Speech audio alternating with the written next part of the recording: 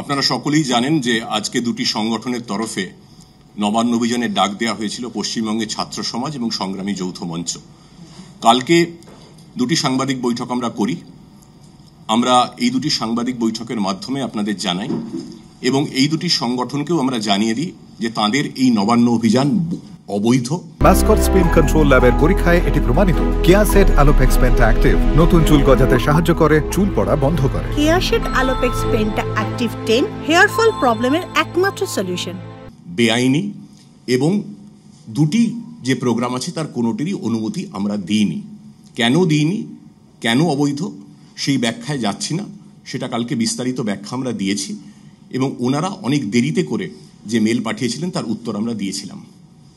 তবুও কালকে যেরকম বলেছিলাম, আমাদের কাছে নির্দিষ্ট তথ্য ছিল, নির্দিষ্ট প্রমাণ ছিল বিভিন্ন মাধ্যমের সূত্রে, যে আজকে সাধারণ মানুষের আবেগকে কাজে লাগিয়ে কিছু দুষ্কৃতী একটা গোলমাল পাকানোর চেষ্টা করবে, প্ররোচনা দেওয়ার চেষ্টা করবে, অশান্তি, হিংসাত্মক ঘটনা ঘটানো এবং একটা বেপরোয়া কিছু করার চেষ্টা করবে, যাতে পুলিশ বাধ্য হয় বল প্রয়োগ করতে এবং খুব অবাঞ্ছিত কোনো ঘটনা যাতে ঘটে যায় সেই প্ররোচনা থাকবে।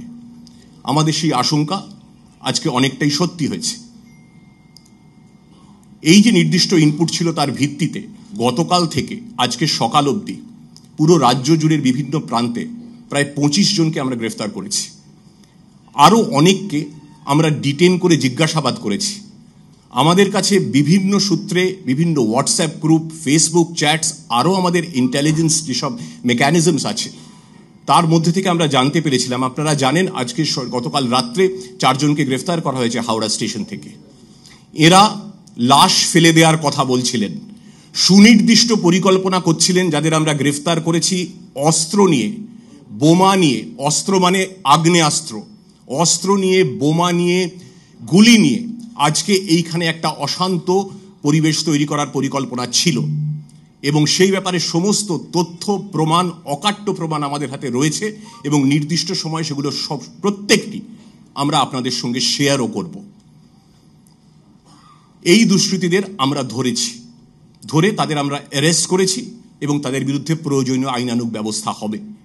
কথোপকথন এরকম ছিল, কালকে লাশ ফেলতে হবে, বডি ফেলতে হবে, 3-4টে বডি না ফেললে আর আন্দোলন কিসের, এই ধরনের আলোচনা বিভিন্ন হোয়াটসঅ্যাপ গ্রুপে হচ্ছিল, বিভিন্ন ফেসবুক হচ্ছিল।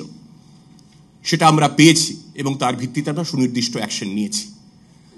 আমাদের পর্যাপ্ত পুলিশি বন্দোবস্ত আজকে ছিল, কলকাতাতেও ছিল, পশ্চিমবঙ্গেও ছিল।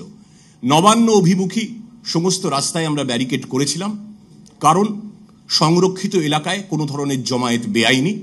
সুপ্রিম কোর্টের নির্দেশে শান্তিপূর্ণ আন্দোলনকে কোনো হস্তক্ষেপের প্রশ্ন ছিল না, আজও ছিল না। কিন্তু আন্দোলন কিরম শান্তিপূর্ণ থাকলো, কতটা শান্তিপূর্ণ থাকলো তা আপনারা সকলে টিভিতে দেখেছেন।